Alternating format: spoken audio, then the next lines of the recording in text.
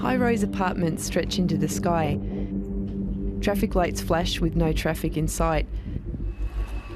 The neon lights are on, but nobody's home. These are China's ghost cities, sprawling, empty spaces, just waiting for one thing: people. Hello, it's Wade Shepard, vagabondjourney.com. I'm in Ordos, Wade Shepard's been documenting ghost cities since 2006. I mean, how long does anyone think it takes to populate a new city? I mean, this is an experiment that people haven't really done before.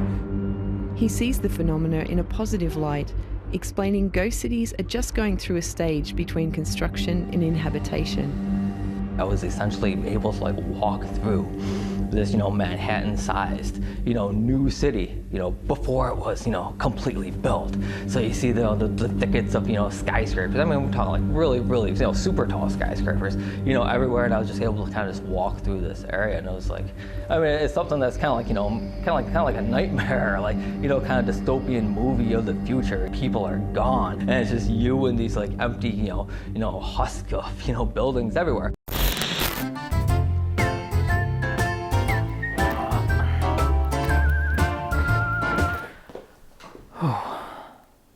So I was recently on ABC News, the Australian ABC News, not the American or the United States ABC News. It's kind of like the national broadcasting station of Australia. Anyway, they interviewed me about China's new cities, so-called ghost cities, for a report on the topic that they put out. And these ghost cities, they were the topic of my first book called Ghost Cities of China. And basically this book just chronicles, the 2.5 years that I spent traveling around to China's new cities trying to figure out what was going on. And oftentimes in these news segments, I sometimes kind of cringe when talking about the new cities topic in China, the ghost cities topic in China, because I kind of come off as a panda hugger, right? As somebody who, rah, kind of a cheerleader for China, kind of that sect or that side of the big China debate, which really couldn't be farther from the truth, right? However, I'm a reporter, right? It's my job to go out in the world, observe things, do research on things, and share what I find. And when it comes to China's new cities, I found probably the only thing that could have been crazier at that time than China going around building hundreds of these, ghost cities, was China going out and building more than 100 new cities that worked, that became real places that people actually moved into. And that's essentially what happened. And so I recorded, for the ABC News segment, I recorded the video myself. And a lot of content from this interview did not make it into the final cut, so I'm just going to show it right now.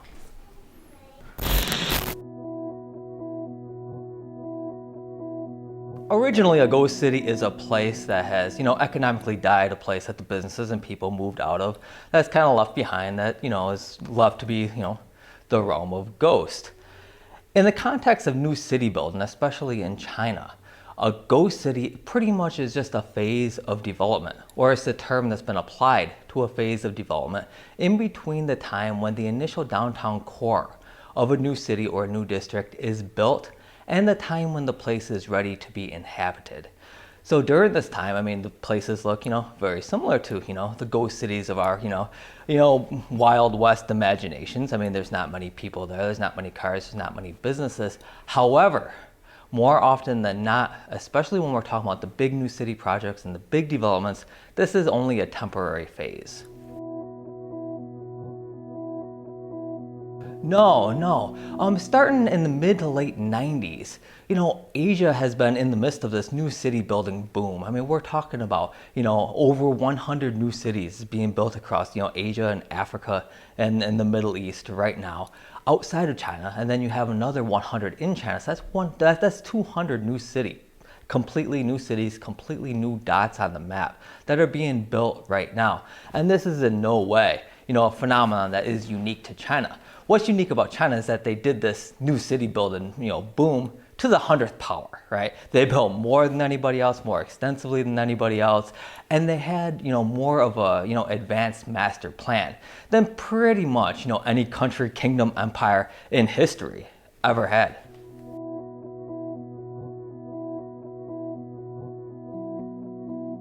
Well, basically in 2009, an Al Jazeera reporter showed up in Ordos, Kangbasher. Kangbasher was this new district of the city of Ordos in kind of the far west of China. Now, this place was kind of a coal, it was a coal boom town. People discovered coal, and then all of a sudden the population became, relatively wealthy. And when cities emerge, when cultures, get a lot of money and rapidly, they tend to build new cities. So what Ordos did is decided that they were going to build a new city for their new wealthy population. So they went out, out in the desert about 25 kilometers from, the downtown historic core, and they built this new city. Now, unfortunately for, China's new city narrative, reporters started showing up around 5 years into the construction phase, which means that they started building this place only 5 years before. And they showed up and they didn't find any people there, and they thought it was interesting, and they wrote about it and they called it a ghost city. However, at the 5-year point of developing a new city, that's still very young. That's still very, very early in the development cycle. And the place wasn't expected to have people there yet. I mean, no city, no country, no empire in the history of the world could completely build and populate a city within 5 years. In countries like the USA, sometimes takes, 5 years to build, one shopping mall or one new suburb, right? So that in and of itself wasn't anything out of the ordinary. However, China builds these things to excess. They build the new cities to excess. So when you go there and you see all these giant skyscrapers on hundreds of high rises all over the place, and nobody living in them, it looks dystopian. It looks absolutely like something out of fiction, right? And you just have to write about it, and there's this tendency to kind of make something more of it than what it is. And they kind of tied that, what they saw there, and with the whole, China is going to collapse. China is, the rise of China is, a fraud. These cities are, building these places to artificially boost their GDP, and China's going to collapse. That was kind of the narrative, in the international media about China at that time. But as, years go on, around 10 years later, our attitudes and, the way that we're seeing China and the rise of China and the future rise of China has started to change.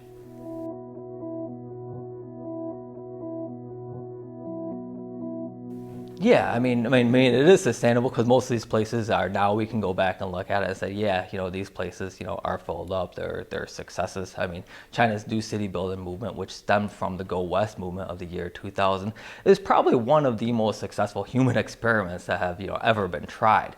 I mean, basically, China realized around 1999, 2000 that they had a huge problem. They had these cities on the east coast of the country that were becoming some of the most economically dynamic places in the world.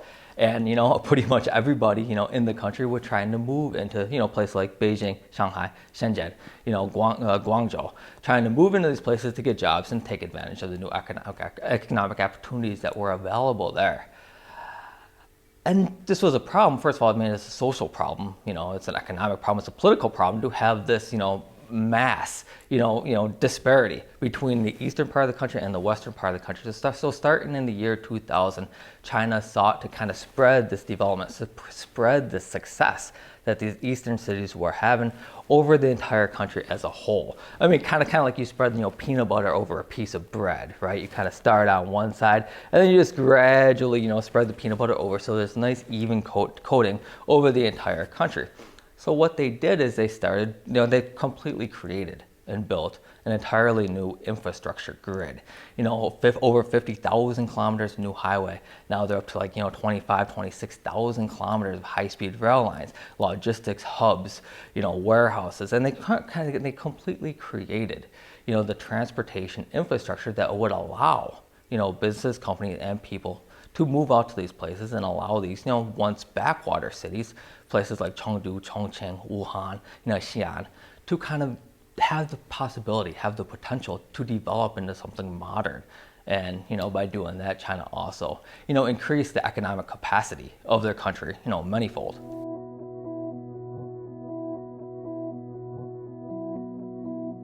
How I first started getting interested in Chinese ghost cities, it happened completely by accident. The year was 2006. I was a student in Zhejiang University. And I did this project on Chinese hermits, right? So I went out into the mountains of, Tiantai in Zhejiang province, kind of looking, for evidence of the modern, hermit tradition, right? And, I went to the town that I wanted to go in that was kind of near, the mountains that I wanted to do this project in.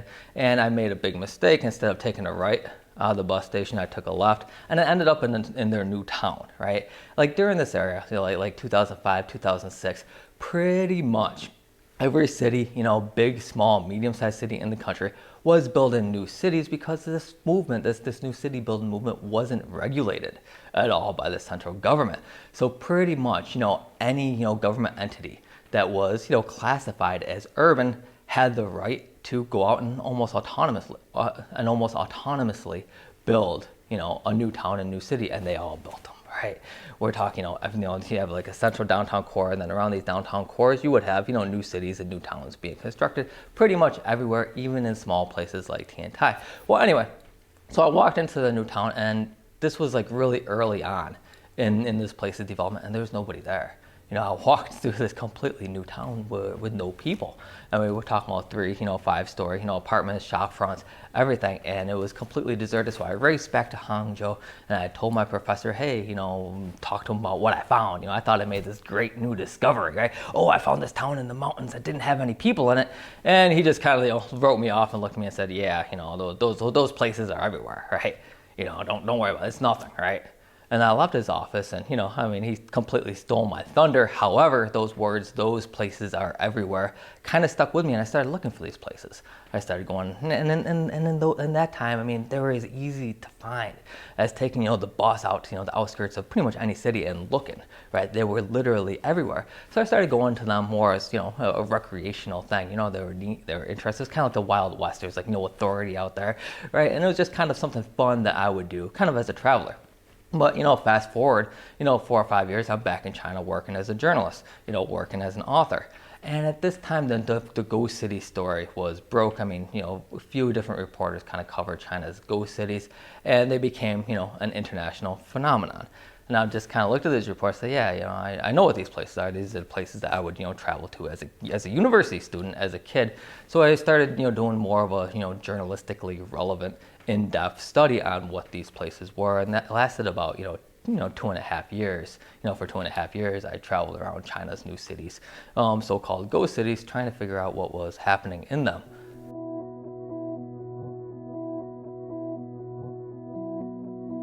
Yeah, pretty much all of them, actually.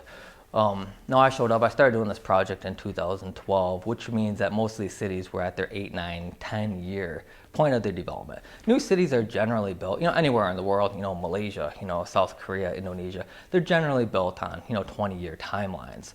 So at the 10-year point, that's really the kind of, the period that places still look kind of empty. There's a lot of infrastructure built, but not many places. But there's a lot of infrastructure built, but not many people. So I was kind of able to see a lot of these places as being, kind of empty. However, as years went on, I continued tracking them, continued studying them, and I, just kind of track their population. But we're talking about places like, Nanhui, on the outskirts of Shanghai, this new city built on a master plan. It's like built as a circle. You can see it if you look at, an overview map of Shanghai. You would see this kind of protrusion coming off the coast with a circular kind of street pattern. That's Nanhui. Nanhui, when I first started going there, I had, pretty much nobody there. I shot some videos there. I did some, video reports and of what it looked like before, and now it's, there's people there. It just looks like normal. I took a news crew there in 2015 expecting it to be empty, and they were kind of disappointed. They kind of just looked at me and said, yeah, this just looks like normal. It's kind of embarrassing. However, they kind of missed the story. This place went from like nothing to kind of something within a 2-year period. There's Nanhui, Ordos, Kangbasher is now, it was a city built for like 300,000 people at its 12-year point of development. It has, what does it have? It has like, 125,000, so it's on a trajectory of like actually becoming what it was, originally envisioned to become. Zhongdong New District, where 60 Minutes went, and For their, kind of famous Ghost Cities report, it's now one of the most, vibrant, economic hubs in China. Tianfu area in Chengdu started out as a complete backwater, and now, this area, now Chengdu is like one of the most economically dynamic cities in the world. I mean, according to a recent report by the Milken Institute, 7 out of 10 of China's most dynamic cities are inland cities that were kind of developed by all-out fiat, via the Go West policy. And now these places are super, economically dynamic. And we're talking about places like Xi'an, Chengdu, Chongqing, Wuhan, places like outside of China nobody's ever really heard of, but inside of China, these are like some of the biggest, most booming metropolises, on the planet.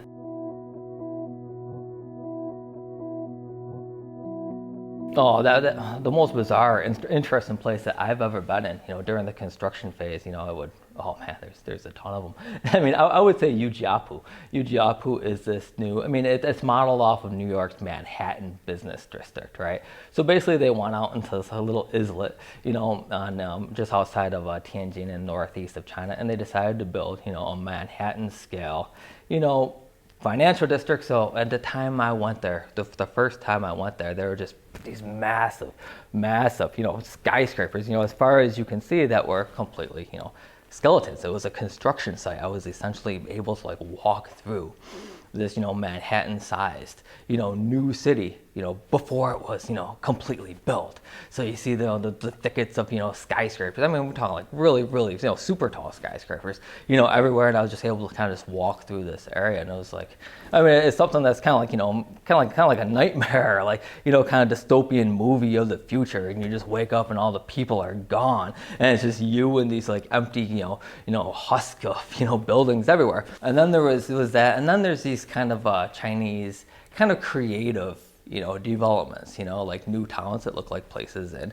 the UK or places in, Canada or places in Spain. And they kind of devise these entirely new towns to look like these little villages. And one such place called Hallstatt in Guangdong province, they decided to completely copy the UNESCO World Heritage Site of Hallstatt in Germany.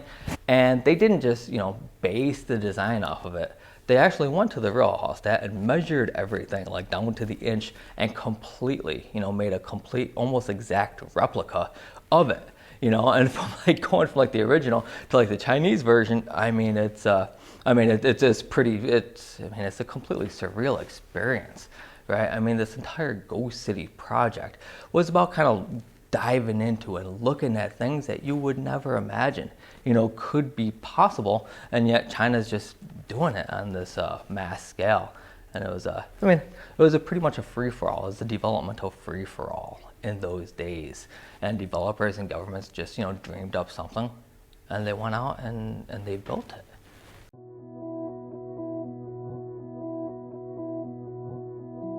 I don't know, basically when we're talking about China's new city building boom, we're talking about a phase of development that lasted from around, 1998, 99 to around 2015. In 2015, Xi Jinping started stepping in, and he started regulating, what level of government has, the ability to build a new city. And eventually that got to the point that pretty much only, central government, backed projects or approved projects would be able to move forward, would be able to get started. So now it's a completely different show in China. China is still building new cities, but these are pretty much all under the oversight of the central government, which means that it's very different. The whole Wild West, free-for-all days of new city building, where pretty much every city in the country was building, dozen, multiple new cities outside of their, central cores. Those days are pretty much over, and it's pretty much an end of an era. And basically, when countries emerge, when markets emerge, when they start making more money and doing more business and internationalizing, they build new cities. And this is as true in China as it was, in the USA, 150 years ago, as it was, in Europe a very long time ago, as it is now in Africa and the Middle East. So this new city building phenomenon, it's something that's, if you look at it from a historic perspective, it's something that just kind of goes in line with, markets and countries economically emerging. The difference with China is that China did it to, the 100th power, right?